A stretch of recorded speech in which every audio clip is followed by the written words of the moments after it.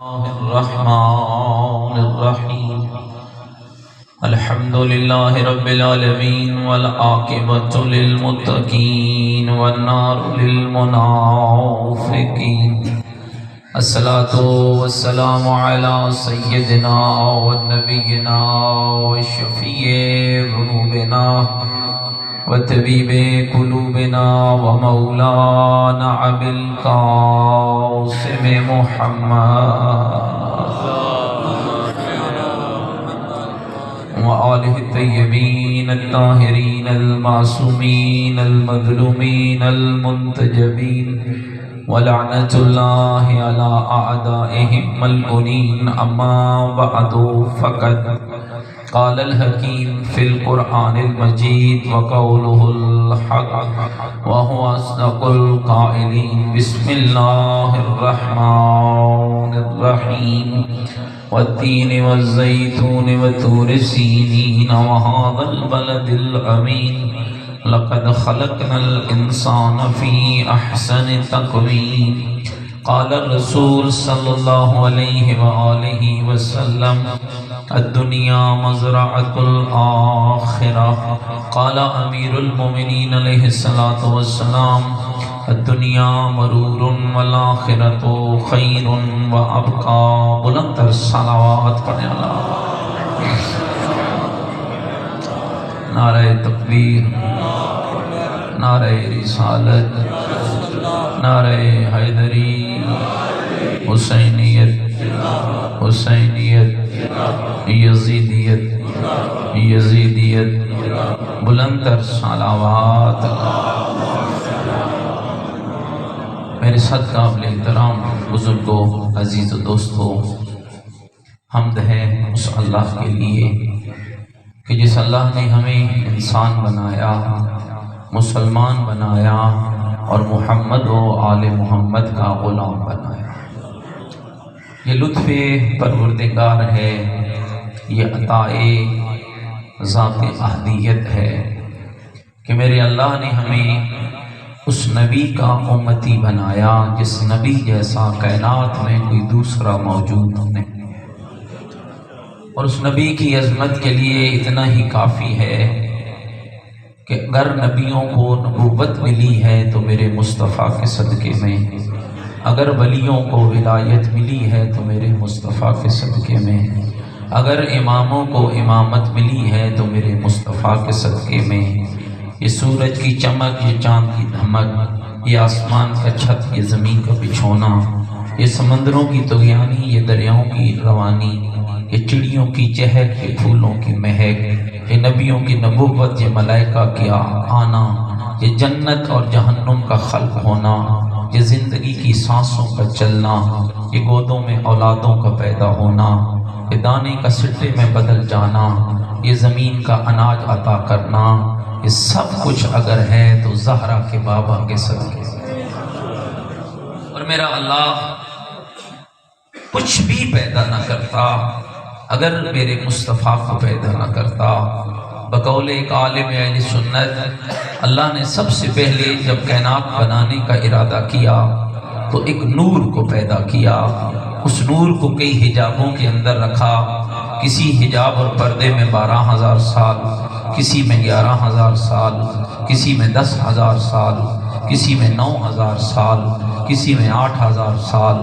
کسی میں 7,000 سال کسی میں 6,000 سال کسی میں 5,000 سال کسی حجاب میں 4,000 سال کسی حجاب میں 3,000 سال کسی حجاب میں 2,000 سال آخری حجاب میں 1,000 سال اس نور مقدس کو رکھا اور اس نور کا کمال دوستو یہ رہا کہ جس بھی حجاب کے اندر رہا اللہ کی توحید کا ذکر کرتا رہا کبھی سبحان ربی الاعلی و بحمدہ کی صورت کبھی سبحان ربی العظیم و بحمدہ کی صورت پھر میرے رب نے 4 سال اس نور کو اپنے عرش پہ رکھا پھر وہاں سے اٹھایا تو آدم کی صلب میں رکھا پھر نبی نبیوں کے صلب سے گزارتا گزارتا آدم سے نوح تک، نوح سے ابراہیم تک، ابراہیم سے اسماعیل تک پاکیزہ صلبوں سے سفر کراتے کراتے جب اس نور مقدس کو سردار بطحا سید عرب حضرت عبد المطلب کے پاکیزہ صلب میں رکھا، بقول عالم اہل سنت کہ پھر میرے اللہ نے اس نور کو دو ٹکڑوں میں بانٹا، ایک ٹکڑا عبداللہ کے صلب میں رکھا، ایک ابو طالب کے صلب میں رکھا، اور کمال کیا دکھایا، نور کا وہ ٹکڑا جو حضرت عبداللہ کے صلب میں رکھا وہاں سے مصطفیٰ بنا کے بھیجا، جسے ابو طالب کے صلب میں رکھا وہاں سے مرتضیٰ بنا کے بھیجا۔ دوستو کیا کمال ہے اس نور کا کہ جس نے دنیا کے اندر ظلموں پر بریت کو ختم کیا۔ میرا مصطفیٰ تیرے کمال کے کیا کہنے، اور یہ بات میں آپ سب کی خدمت میں بھی عرض کرنا چاہتا ہوں۔ آج آپ دیکھ رہے ہیں دنیا کا ماحول، انجانے میں ہم کس قدر آگے بڑھ جاتے ہیں کہ نہ ہمیں دین کا پتہ چلتا ہے، نہ دینیات کا، نہ اسلام کا پتہ چلتا ہے، نہ اسلامیات کا، نہ حق کا پتہ چلتا ہے، نہ حقانیت کا۔ ہر دکھنے والی چیز سونا نہیں ہوتی ہے، اور اس مثال کو اور اشارے کو سمجھیے گا، اس بات کو کھولنا نہیں چاہوں گا۔ بہت سی باتیں ایسی ہوتی ہیں جو نظر اور آتی ہیں، اور جہالت کی بنا پر ہم انہیں کیا سے کیا سمجھ لیتے ہیں، اور پھر اس جہالت کا نتیجہ کیا نکلتا ہے، سوائے فتنے کے، سوائے گمراہی کے، سوائے دہشت گردی کے، سوائے ایک دوسرے پر قتل و غارت گری کے فتوے لگانے کے، سوائے ایک دوسرے کو کافر کہنے کے، اور کچھ نہیں نکلتا ہے۔ اور اگر ناراض نہ ہو تو یہ سب سے بڑی غفلت ہے صاحبان ممبر کی، چاہے اس کا تعلق کسی بھی مکتبے کے ساتھ ہو، وہ شیعہ ہو یا سنی ہو، وہ دیوبندی ہو یا کوئی اور ہو۔ یہ ممبر پر آنے والوں کی غفلت ہے کہ لوگوں کو سمجھا ہی نہیں پائے، جس نام پر تم لوگوں کو مارنے کے لیے دوڑتے ہو، کبھی دیکھا کہ اس نام میں دنیا میں کیسا مقام پایا ہے، کیا کردار تھا اس ہستی کا۔ ہم کو اپنے آپ کو ایک دوسری مسجد میں جاتے ہوئے خوف محسوس کرتے ہیں، یہ شیعوں کی مسجد میں کیسے جاؤں، یہ سنیوں کی مسجد میں کیسے جاؤں، یہ دیوبندی کی مسجد میں اس میں کیسے جاؤں، یہ وہابیوں کی مجلس مسجد میں اس میں کیسے جاؤں، یہ بریلویوں کی میں کیسے جاؤں۔ ہمارا اسلام تو اب اس حالت میں رہ گیا ہے۔ تیرا مصطفیٰ تو وہ تھا کہ جس کی مسجد کے اندر عیسائیوں نے جب آ کر بیٹھے اور بات ہونے لگی، اور جب ان کی عبادت کا وقت ہوا تو وہ اٹھے اپنے دامن کو جھاڑ کے اور کہا میرے مصطفیٰ نے کہاں جا رہے ہو، تو اپنی عبادت کرنے کے لیے کہا یہ بھی تو عبادت کی جگہ ہے، یہاں پر کیوں نہیں کرتے۔ ہمیں یہ کردار نظر کیوں نہیں آتا کہ محمد نے اپنی عبا بچھا کر عیسائیوں کو بھی اللہ کے گھر میں عبادت کرنے کی اجازت دی۔ میرے خیال ناراض ہو گئے شاید۔ یہ اسلام کہاں گیا؟ اللہ کہہ رہا ہے دوستو غور کرنا، لقد من اللہ علی المؤمنین اذ بعث فیہم رسولا۔ نبی شیعوں کا نہیں، بریلویوں کا نہیں، سنیوں کا نہیں، وہابیوں کا نہیں، نبی خالی مسلمانوں کا بھی نہیں ہے۔ وما ارسلناک الا رحمتا للعالمین۔ عالمین میں زمین بھی ہے، آسمان بھی ہے، سورج بھی ہے، چاند بھی ہے، حیوان بھی ہے، انسان بھی ہے، کافر بھی ہے، مشرک بھی ہے، ہندو بھی ہے، عیسائی بھی ہے، شیعہ بھی ہے، سنی بھی ہے، بریلوی بھی ہے، اہل کتاب بھی ہے، منکر خدا بھی ہے۔ میرے اللہ نے کیا کہا؟ میرا محمد میں نے تجھے کسی فرقے کا نبی نہیں بنایا ہے، کسی مذہب کا نبی نہیں بنایا ہے۔ جس طرح میں اللہ عالمین کا رب ہوں، تو محمد بھی عالمین کے لیے رحمت بن کر آیا۔ کیوں نہیں سمجھتے ان باتوں؟ طائف میں پیغمبر اکرم گئے، پتھر مارے گئے، ہمیں کوئی مار کے دکھائے؟ ہم تو لوگوں کے کپڑوں پہ حملے کرنے والے، ہم تو لوگوں کی نمازوں پہ حملے کرتے ہیں۔ ہم سے برداشت ہی نہیں ہوتا کہ کوئی ہمارے نظریے کے خلاف عبادت کرے۔ تمہیں کیا پتا کس کی عبادت قبول ہے؟ تیرا کام تو نہیں ہے عبادتوں کا قبول کرنا، تیرا کام تو نہیں ہے، تیرا کام ہے وہ رویہ اپنا جس رویے سے پتا چلے کہ تو محمد کا غلام نظر آتا۔ رویہ تو ہمارے پاس ہے، ناراض ہو گئے میری بات؟ ہم تو وہ رویے بھول گئے، ہم تو وہ قدریں بھول گئے، وہ راستے بھول گئے۔ ہم نے کبھی اس بات پر، شراب کی بھٹی لگی ہو نا میرے محلے میں، مجھے کوئی پرواہ نہیں ہے، اور لگی رہنے دو سانو کی ہے. اور اگر اسی محلے میں کوئی بندہ میرے نظریے کے خلاف نماز پڑھے تو میں آگ بگولا ہوگا. میرا اسلام تو یہ رہ گیا.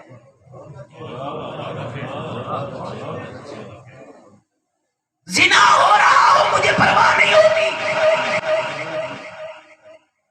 اور اگر کوئی شخص میرے نظریے کے خلاف کسی دوسرے بندے سے نکاح پڑھوائے تو میں سیکھوا ہو جاتا ہوں. کون سا اسلام ہے؟ کس اسلام کی بات کر رہے ہو؟ کدھر جا رہے ہو مسلمانوں؟ غور کرو، جاگو اور نبی کا کردار پڑھو. نبی کی عزت زیادہ ہے یا آپ کی عزت زیادہ ہے؟ نبی کی عزت کا مقابلہ تو دور کی بات، تم تو نبی کے بلال کا مقابلہ بھی نہیں کر سکتے. تم تو نبی کے ابو زید کا مقابلہ بھی نہیں کر سکتے. کیسے کریں گے ان کا مقابلہ؟ اصحاب کی محفل میں پیغمبر نے بیٹھ کر فرمایا 4 میرے اصحاب میں سے 4 اشخاص ایسے ہیں جن کی جنت مشتاق ہے. اب نبی کہہ کر چلے گئے. اصحاب پیغمبر حیران ہو گئے اور ایک دوسرے سے باتیں کرنے لگے. پتہ نہیں وہ 4 کون ہیں جن کے لیے نبی جنت کی بشارت دے کر گیا ہے. یاد رکھنا، میں کہاں کسی کے جہنمی ہونے کی بات نہیں کر رہا، کوئی سوء استفادہ نہ کرے. جنت میں بہت سارے جائیں گے، لیکن جن کی جنت مشتاق ہے نبی نے فرمایا وہ 4 افراد ہیں. اس کو اہل تشیع نے بھی لکھا، اہل تسنن نے بھی لکھا. باتیں ہو رہی ہیں، کسی نے کسی دوسرے سے کہا جاؤ بھائی پیغمبر سے پوچھ لو وہ 4 کون ہیں جن کی جنت مشتاق ہے. تو کہا میں کیوں پوچھوں، اگر میرا نام نہ ہوا پھر اسی کی کریں گے. اتنے میں مولا علی آ گئے. مولا نے پوچھا کیوں پریشان ہو؟ کہا یا علی آج رسول نے جب حدیث بیان فرمائی ہے، کہا کہ 4 مرد ایسے ہیں جن کی جنت مشتاق ہے. تو مولا نے فرمایا کیا تم نے رسول اکرم سے پوچھا نہیں تھا کہ وہ 4 کون ہیں؟ کہا یا علی کیسے پوچھ لیتے، اگر ہمارا نام نہ ہوا تو کیا کریں گے؟ میرے علی نے مسکرا کے فرمایا تم پوچھو نہ پوچھو علی ضرور پوچھے گا، تم بات کرو نہ کرو علی ضرور کرے گا. اگر علی کا نام ان 4 میں ہوا تو علی شکر ادا کرے گا، اگر نہ ہوا تو علی تیاری کرے گا. اصحاب کا مجمع لیا، چل پڑے. یا رسول اللہ السلام علیکہ یا رسول اللہ. اللہ کا رسول میرا سلام ہو. جواب یا علیکہ السلام یا وسیع و یا اخی، میرے وسیع میرے بھائی تم پر بھی میرا سلام ہو. گھبرا تو نہیں کہ میری بات ہو؟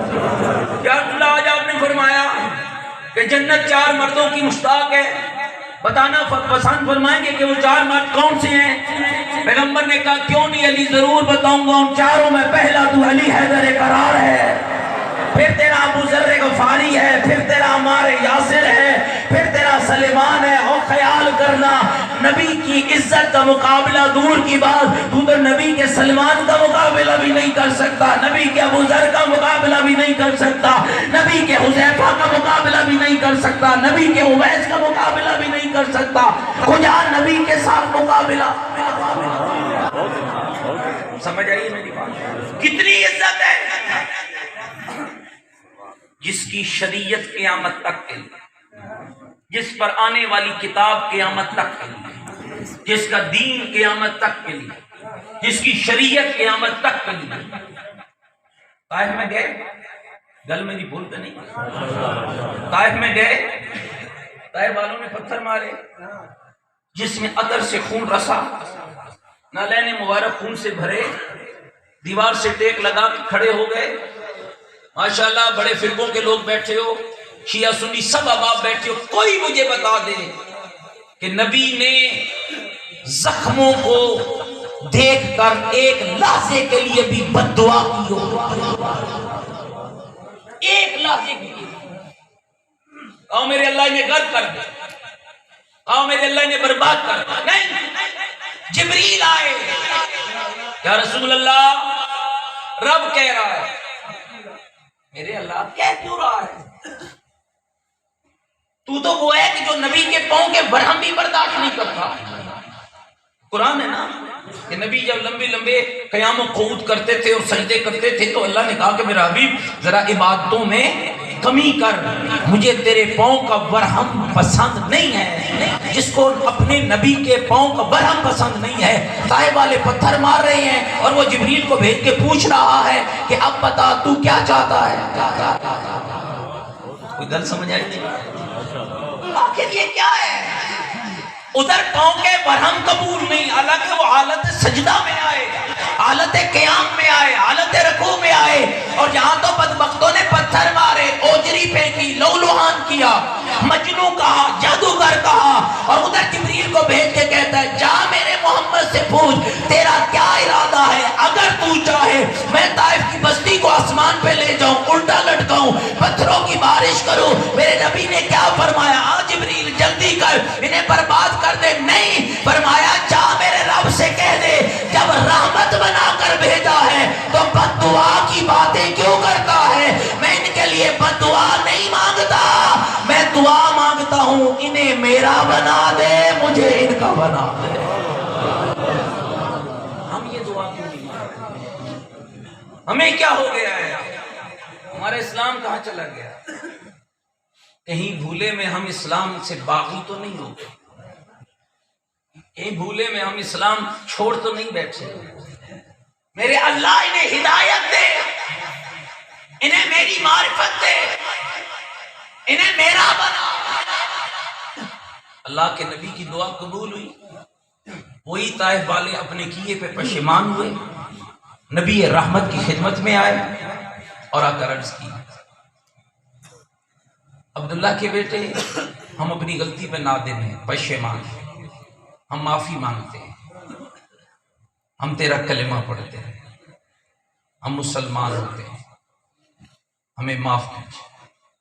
فرمایا اگر تم اسلام لاتے ہو تو محمد کی بارگاہ میں تمہارا وہی مقام ہوگا جیسے ابھی تم ماں کے بطن سے پیدا ہو۔ یہ معیار کلمے کا دیا ہے نبی نے، ہم نے آج تک کلمے کے معنی کو نہیں سمجھا۔ ہم تو لا الہ الا اللہ پڑھ کے دوسرے پہ حملہ کرتے ہیں،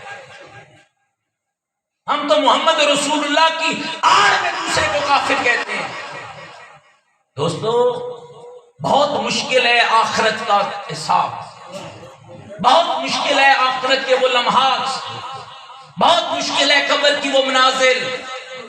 اگر نبی کے ایک امتی نے مجھے معاشر کے میدان میں پکڑ کر نبی کے سامنے لے جا کر کہا کہ یا رسول اللہ اس سے پوچھو میں کلمہ تو وہی پڑھتا تھا جو یہ پڑھتا تھا، قرآن وہی پڑھتا تھا جو یہ پڑھتا تھا، نماز وہی پڑھتا تھا جو یہ پڑھتا تھا، پھر میرا جرم کیا تھا کہ یہ مجھے ساری زندگی کافر کہتا رہا؟ کیا حساب دیں گے؟ ہم تو لوگوں کی منہ کے تہمتیں لگاتے ہیں، ہم تو ان پکیزہ ممبروں پر بیٹھ کر سامنے والے کو حرامی بنا کے چلے جاتے ہیں۔ میرے دوستو بہت مشکل ہوگا یہ حساب۔ اپنی نسلوں کی تربیت کرو، مذہب کی آڑ میں انہیں دہشت گرد مت بناؤ، ان کو صلح جو بناؤ، امن والا بناؤ، ہدایت دینے والا بناؤ، سمجھانے والا بناؤ، لوگوں تک دین پہنچانے والا بناؤ۔ ہٹ درمی کا نام دین نہیں ہے، دوسرے پر اپنے عقیدے کو مسلط کرنے کا نام دین نہیں ہے۔ نہیں سمجھ آئی تو واقعہ مبالہ جا کر پڑھ لے، جس میں اللہ اپنے نبی کی طرف وحی کر کے کہتا ہے فَمَنْ حَاجَّاكَ فِيهِ مِنْ بَعْدِ مَا جَاءَكَ مِنَ الْعِلْمِ، اور میرا حبیب اگر دلیل آنے کے بعد یہ تم سے جھگڑا کرتے ہیں تو ان سے جھگڑا نہ کرنا، بلکہ انہیں کہنا فَقُلْ تَعَالَوْا نَدْعُ أَبْنَاءَنَا وَأَبْنَاءَكُمْ وَنِسَاءَنَا وَنِسَاءَكُمْ وَأَنفُسَنَا وَأَنفُسَكُمْ ثُمَّ نَبْتَهِلْ فَنَجْعَلْ لَعْنَتَ اللَّهِ عَلَى الْكَاذِبِينَ۔ انہیں کہہ دو جھگڑا نہیں کروں گا، تم اپنے بیٹے لاؤ ہم اپنے بیٹے لائیں گے، تم اپنی عورتیں لاؤ ہم اپنی عورتیں لائیں گے، تم اپنے مرد لاؤ ہم اپنے مرد لائیں گے۔ کیا کریں گے؟ ہم مباہلہ کریں گے، جو سچا ہوگا وہ رحمت کے لائق بن جائے گا، جو جھوٹا ہوگا وہ لعنت کے لائق بن جائے گا۔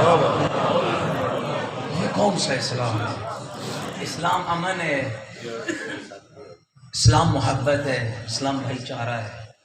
آپ دیکھ رہے ہیں کہ آپ کے ملک کے اندر حالات کتنے گڑبڑ ہو رہے ہیں۔ یہ واقعات میری طرف توجہ رکھیں، بندے آتے جاتے رہیں گے، میری طرف توجہ رکھیں۔ گاڑیاں آتی ہیں، آنا ہے، سب نے گلخانی میں آنا ہے۔ جو میں پڑھ رہا ہوں یہ آپ کے لیے بہت ضروری ہے، گھبراہ تو نہیں کہ میری بات ہو۔ اس اسلام کو سمجھو، دوسروں کو برداشت کرنا سیکھو۔ ہو کیا رہا ہے؟ حق حق حق کی رٹ لگی ہوئی ہے آپ کے منہ میں، لیکن کسی کو بھی پرواہ نہیں ہے کہ میرا فرض کیا ہے۔ میں نعرے لگا رہا ہوں، میرا حق ہے، میرا حق لٹ گیا ہے، میرا حق چھن گیا ہے، مجھ سے لے لیا گیا۔ کتنی باتیں ہو رہی ہیں، آپ دیکھ رہے ہیں نا، سوشل میڈیا بھرا ہوا ہے، روزانہ ٹی وی پہ 4 گھنٹے بیٹھ کے رولے ڈلتے ہیں، ساڈا حق لے گئے تو ساڈا حق لے گئے، ہر کوئی ہو رہا ہے۔ یہ تو سیاست سے ہٹ کر بھی بات کریں نا، آپ کے معاشرے میں جس گھر کو بھی دیکھو اس گھر کے اندر بھی جھگڑا ہے۔ بیٹی کہتی ہے باپ میرا حق کھا گیا، باپ کہتا ہے بیٹی میرا حق کھا گیا، بھائی کہتا ہے بھائی میرا حق کھا گیا، بھائی ماموں کہتا ہے بھانجا میرا حق کھا گیا، رولے ڈلے ہوئے ہیں۔ اللہ کے نبی نے حق لینے سے پہلے فرض ادا کرنے کا حکم دیا ہے۔ اور ذرا مل کر اپنے گریبانوں میں جھانکیں، میں جو حق لینے کی بات کرتا ہوں کیا میں نے فرض ادا کیا ہے؟ دو الگ چیزیں ہیں، بات تھوڑی مشکل ہے لیکن میں اسی کو سمجھا کے ختم کر جاؤں گا۔ فرض وہ ہوتا ہے جو میں نے ادا کرنا ہے، حق وہ ہے جو میں نے لینا ہے۔ گل سمجھائیں؟ فرض کیا ہے جو میں نے ادا کرنا، حق کیا ہے جو میں نے لینا ہے۔ اللہ نے قرآن میں دونوں باتیں کی، فرض کی بھی اور حق کی بھی۔ اور میں آپ کو معصوم کا کلام سنا دوں، معصوم کے کلام کا خلاصہ یہ ہے کہ جو بندہ اپنے فرض میں کوتاہی نہیں کرتا اللہ اسے کبھی بھی بند گلی میں تنہا نہیں چھوڑتا۔ کیا معنی اس کا معنی کیا ہے بھائی؟ اللہ تنہا نہیں چھوڑتا، کیا معنی؟ فرمایا جو اپنے فرض کی ادائیگی میں کوتاہی نہیں کرے گا، کسی کے باپ کی بھی جرت نہیں ہے کہ وہ اس کے حق کو دبا سکے، اللہ اس کے حق اس کو دلا کر رہے گا۔ اور یاد رکھنا مومنین، حق اسی کا ضائع ہوگا جو کسی کا حق نہیں دے گا۔ جب میں اپنی بیٹی کا حق نہیں دوں گا تو پھر مجھے میرا حق نہیں ملے گا۔ جب میں اپنی ماں کا حق نہیں دوں گا، گھبرا گئے ہو میرے اندر، تو پھر مجھے بھی میرا حق نہیں ملے گا۔ جب میں اپنے ہمسائے کو تنگ کروں گا تو پھر اللہ مجھ پر بھی ایسا ظالم ہمسایہ مسلط کرے گا جو مجھے بھی تنگ کرے گا۔ اس لیے کہ میں تو عادل نہیں ہوں، لیکن جو اس مظلوم کا خالق ہے وہ تو عادل ہے، وہ تو عادل ہے۔ اعدلوا هو اقرب للتقوی، قرآن کہہ رہا ہے متقی بننا چاہتے ہو، تقوی کے قریب ہونا چاہتے ہو، عدل کرو، انصاف کرو۔ لوگوں کے اندر برتاؤ کتنا عجب ہوتا ہے مومنین، ہم اپنے ذاتی مفادات میں فوراً اکٹھے ہو جاتے ہیں، قتل بھول جاتے ہیں، ہر رنجش کو بلا دیتے ہیں، ہر مشکل میں نہیں جی کوئی نہیں، پرانی گلاں چھوڑ دو۔ ذات کی خاطر تم ہر شے بھلا کر ایک دوسرے سے گلے لگ جاتے ہو، محمد کی خاطر نہیں لگتے، قرآن کی خاطر نہیں لگتے، اسلام کی خاطر نہیں لگتے۔ یہ ظلم ہے اسلام کے ساتھ، اور ہم کر رہے ہیں یہ ظلم۔ اس وقت سے ڈرو جب اس کی بے آواز لاٹھی ہم پہ ٹوٹے گی۔ لہذا خدا کے لیے اپنے روشوں کو بدلو، اپنے انداز بدلو، وعدہ کر کے اٹھا کرو۔ اگر کسی کی ہمت ہے، کسی کے پاس طاقت ہے تو اللہ کے گھر کو ہر کسی کے لیے آزاد کر۔ ان محافل کو اتنا پاکیزہ بناؤ کہ یہاں ہر شخص آتا ہوا بیان کرنے والے کے بیان کو اپنا بیان سمجھے۔ وہ یہ نہ کہ میں شیعوں کی کلخانی میں جا رہا ہوں، وہ یہ نہ کہ میں نے شیعوں کا مولوی سنا ہے، وہ یہ نہ کہ میں نے سنیوں کا مولوی سنا ہے، وہ کہے کہ میں نے آج وہ سنا ہے جس نے مجھے محمد مصطفیٰ کا کلام اور اللہ کا قرآن سنایا ہے۔ یہ جو کلخانی میں لوگ آتے ہیں، ایک بھائی کی فوتگی میں ان کے ورثاء کو پرسہ دینے آئے ہیں، ان سے محبت ہے، وگرنہ کوئی اس دور میں ویلا نہیں ہے، ہر کسی کے پاس مصروفیت ہے۔ کوئی رات کو 4 بجے گھر لوٹا ہوگا تو صبح اٹھ کے جانا ہے باقر صاحب کی عزیز کی کلخانی ہے، اس میں شرکت کرنی ہے، اور وہ ہمیں پرسہ دینے آئے ہیں، اور ہم اس ممبر پر بیٹھ کر اسے کافر کہہ کے فلاں کہہ کے فلاں کہہ کے ایسا چلتا کریں کہ پھر وہ قسم اٹھا کے جائے کہ میں نے ان کے گھر پھر نہیں آنا۔ مشکل کیا ہے، نہ ان کا قصور ہے نہ آپ کا، اس کرسی پہ بیٹھنے والے کا جرم ہے۔ اور ناراض نہ ہوں، میں جملہ بڑا ہی تلخ کہنے لگا ہوں اور بڑا مجبور ہو کے کہہ رہا ہوں، مجرموں کو ممبر پر مت نہ لاؤ، کسی انسان کے بچے کو لے کر آؤ جو تمہیں قرآن اور محمد کا فرمان سنا رہا ہے۔ یہ مجرموں کی جگہ نہیں ہے، یہ فسادیوں کی جگہ نہیں ہے، یہ اسلام اور مسلمانوں کے اندر دہشت پھیلانے والوں کی جگہ نہیں ہے۔ یہ ممبر رسول ہے، یہ ممبر علی ہے، یہ ممبر اہل البیت ہے، یہ وہ ممبر ہے جو بگڑے ہوئے کو حر بناتا ہے، یہ وہ ممبر ہے جو بگڑے ہوئے کو قریب لاتا ہے۔ آخری بات کہہ رہا ہوں، ایسی روش اپناؤ۔ ہماری محفلیں، ہمارے میلاد تو جدا ہو چکے ہیں، ہم پہلے لکھ کے مسجدوں کے باہر لگاتے ہیں یہ فلاں مسلک کی مسجد ہے، یہ فلاں مسلک کا میلاد ہے۔ میلاد مسلکوں کا نہیں ہوتا، مسجد مسلکوں کی نہیں ہوتی، کلمہ مسلکوں کا محتاج نہیں ہے۔